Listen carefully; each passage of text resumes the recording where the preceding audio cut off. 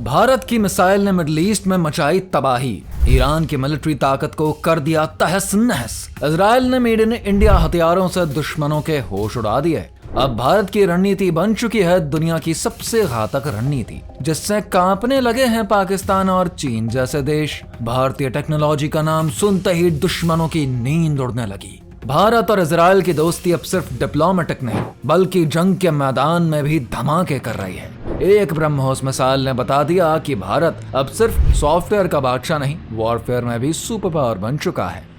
14 जुलाई 2025 को middle east की सरजमी पर धुआं और आग के बादल छा गए। जी हाँ, इजराइल ने ईरान पर ऐसा हमला किया जिसने पूरी दुनिया को हिला कर रख दिया।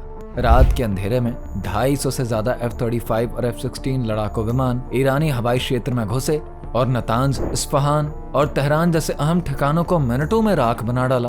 ईरान ने जवाबी मिसाइलें दागी, लेकिन इजराइल का एयर डिफेंस सिस्टम उन्हें आकाश में ही खत्म करता रहा। सबसे चौंकाने वाली बात तब सामने आई जब पता चला कि इस हमले में भारत की बनी ब्रह्मोस 2 हाइपरसोनिक मिसाइल का इस्तेमाल हुआ था। वो मिसाइल जिसे भारत और रूस ने मिलकर बनाया, लेकिन टेक्नोलॉजी और डिजाइन में भारत की अहम भूमिका रही। इस मिसाइल ने ईरान के एडवांस रेडार सिस्टम को धोखा देकर उसके बंकरों तक को तबाह कर दिया।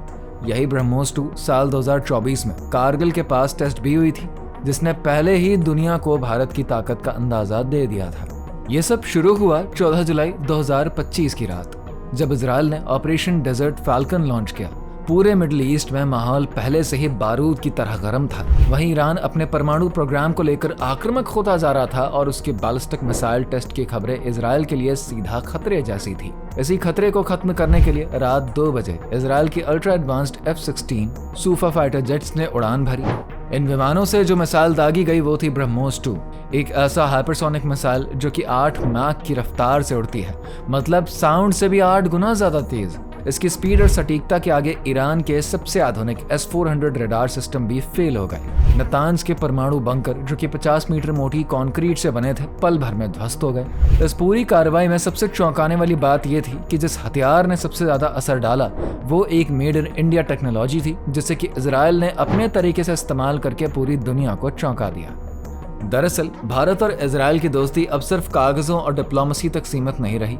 ये रिश्ता इतना मजबूत हो चुका है कि दोनों देश एक दूसरे के लिए युद्ध के मैदान में भी कंधे से कंधा मिलाकर खड़े हैं। साल 2023 में दोनों देशों के बीच एक सीक्रेट डिफेंस डील साइन हुई, जिसमें कि भारत ने ब्रह्मोस 2 मिसाइल का एक्सपोर्ट वर्जन इजराइल को दिया। लेकिन भारत ने सिर्फ मिसाइल ही नहीं दी, बल्कि साल 2019 की बालाकोट स्ट्राइक में अपनाई गई बेहद सटीक स्ट्रैटेजी भी शेयर करी। इजराइल ने इस तकनीक को ब्रह्मोस 2 के साथ मिलाकर इसको और भी घातक बना दिया। ये मिसाइल इतनी एडवांस्ड है कि अपने टारगेट को लाइव वीडियो फीड के जरिए पहचानती है और इसका AI पावर्ड कंट्रोल सिस्टम इसे रियल टाइम में जॉयस्टिक से चलाने की सुविधा देता है। 400 किलो का वॉरहेड जब टारगेट से टकराता है तो सिर्फ मलबा ही बचता है। इजराइल का ऑपरेशन डेजर्ट फैल्कन भारत के ऑपरेशन बंदर की तरह था। दोनों मिशंस की रीढ़ थी प्रेसिशन, सरप्राइज और मैक्सिमम डैमेज। जैसे भारत ने बालाकोट में रडार जाम करके सैटेलाइट इंटेलिजेंस से आतंकी कैंप्स तबाह किए थे ना, वैसे ही इजराइल ने भी सर्जिकल तरीके से हमला किया।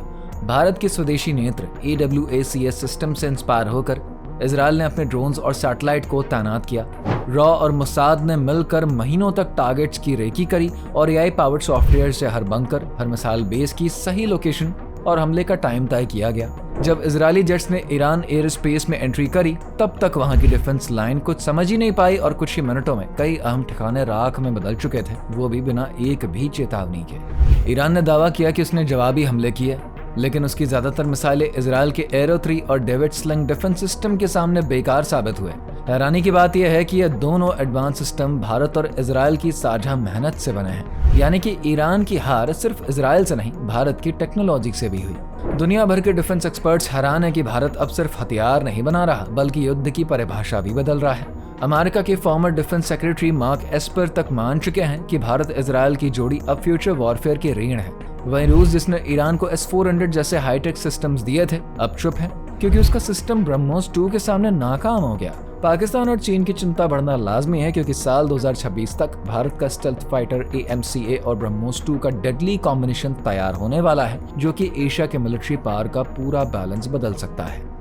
इस हमले ने बीजिंग और इस्लामाबाद में हड़कंप मचा दिया। चीन, जो कि अब तक अपने J-20 स्टेल्थ फाइटर और DF-21 मिसाइल की धौंस देता था, अब चुपचाप डर के साए में है, क्योंकि ब्रह्मोस 2 अगर ईरान के S-400 सिस्टम को चकमा दे सकती है तो चीन की टेक्नोलॉजी उसके सामने कुछ नहीं। पाकिस्तान की हालत तो और भी खस्ता है। साल 2019 की बालाकोट स्ट्राइक के बाद से ही उसकी नींद उड़ी हुई है और अब ब्रह्मोस 2 में इजराइल की तकनीक जुड़ जाने से वो पूरी तरीके से घबराया हुआ है।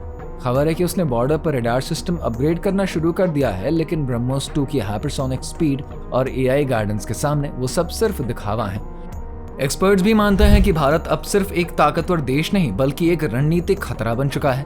इस पूरी कहानी में भारत की देसी तकनीक ने पूरी दुनिया को चौंका दिया। ब्रह्मोस 2 भारत के DRDO और रूस के NPO मशीनों स्ट्रोयनिया की साझेदारी का नतीजा है, लेकिन इसका AI गाइडेंस सिस्टम और एडवांस सेंसर पूरी तरीके से भारत में ही तैयार किया गया है। भारत का नेत्र AWACS स्वदेशी नेत्र जोन और GSAT-7 सैटेलाइट इस मिशन में इजराइल की टेक्नोलॉजी के साथ मिलकर शानदार तालमेल बना रहे थे। ये सब दिखाता है कि भारत अब सिर्फ हथियार खरीदने वाला नहीं बल्कि उन्हें बनाने और टेक्नोलॉजी में कमांड रखने वाला देश बन चुका है।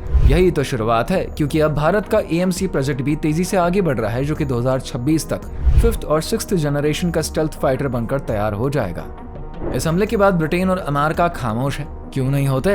ब्रह्मोस 2 ने उनकी एडवांस टेक्नोलॉजी को चुपचाप ध्वस्त कर दिया है। जिस F-35 को अमेरिका अपनी सबसे बड़ी ताकत मानता था, उसे भारत की मिसाइल ने चुनौती ही नहीं दी बल्कि मैदान से बाहर कर दिया। इजराइल को दिए गए उन्हीं F-35 जेट्स की सुरक्षा की परतों को ब्रह्मोस 2 ने ऐसे चीर दिया जैसे चाकू मक्खन में घुसता है। और ब्रिटेन, वो तो 2024 में ही झटका खा चुका था, जब उसके F-35 जेट को भारत के IACCS सिस्टम ने तिरुवनंतपुरम के ऊपर ट्रैक कर लिया था। अब ब्रह्मोस 2 की मारक क्षमता ने उसकी चुप्पी को और भी ठोस बना दिया है। इस हमले के बाद ईरान के कुछ बचे कुचे बंकरों पर जो बारिश हुई वो राहत नहीं बल्कि तबाही का दूसरा चैप्टर बन गई। मिसाइल की चोट से टूट चुके बंकरों में पानी इस तरीके से घुसा कि उनके रडार, मिसाइल लॉन्चर और इलेक्ट्रॉनिक सिस्टम सब फेल हो गए। सोशल मीडिया पर मीम्स की बाढ़ आ गई। लोग कहने लगे, पहले भारत ने मारा फिर बारिश ने धुड़ाला। ये वही ताकत है जो अब भारत को सिर्फ एक देश नहीं बल्कि एक मिलिट्री पावर के रूप में स्थापित कर रही है। इस पूरे ऑपरेशन में भारत ने अपनी जिम्मेदारी और सूझबूझ का परिचय दिया। भारत ने इजराइल को मिसाइल दी, लेकिन ये साफ किया कि वो किसी देश की जनता के खिलाफ नहीं है। भारत का मकसद था शांति और स्थिरता, और इजराइल ने भी यही स्ट्रैटेजी अपनाई। दोनों देशों ने सर्जिकल स्ट्राइक करी जिसमें सिर्फ टारगेट्स को नुकसान पहुंचा, न कि सिविलियंस को। ये भारत की वसुधैव कुटुंबकम की भावना को दिखाता है, लेकिन साथ ही ये भी साफ करता है कि भारत अब कमजोर नहीं। अगर कोई उसकी शांति को चुनौती देगा तो ब्रह्मोस 2 जैसा हथियार उसका जवाब होंगे। अब सवाल यह है कि आगे क्या होगा। इजराइल की 30 सदस्यीय डिफेंस टीम भारत पहुंच चुकी है और अब ब्रह्मोस 2 के नए अपग्रेड्स पर काम शुरू हो चुका है। क्या यह पार्टनरशिप चीन पाकिस्तान के खिलाफ भारत को और भी ताकतवर बनाएगी? क्या हमें इजराइल की तरह प्री एम्प्टिव स्ट्राइक्स की पॉलिसी अपनानी चाहिए? और अगर कल चीन ने J-20 या DF-21 जैसे हथियार तैनात किए तो क्या भारत का AMC और ब्रह्मोस 2 उनका जवाब देने में सक्षम हो पाएंगे? आपको क्या लगता है? अपना ओपिनियन नीचे कमेंट में शेयर करिए। और हाँ, अगर आप जानना चाहते हैं कि भारत और इजराइल मिलकर अगला कौन सा हथियार बनाने वाले हैं तो वीडियो को लाइक करिए, चैनल को सब्सक्राइब जरूर करें।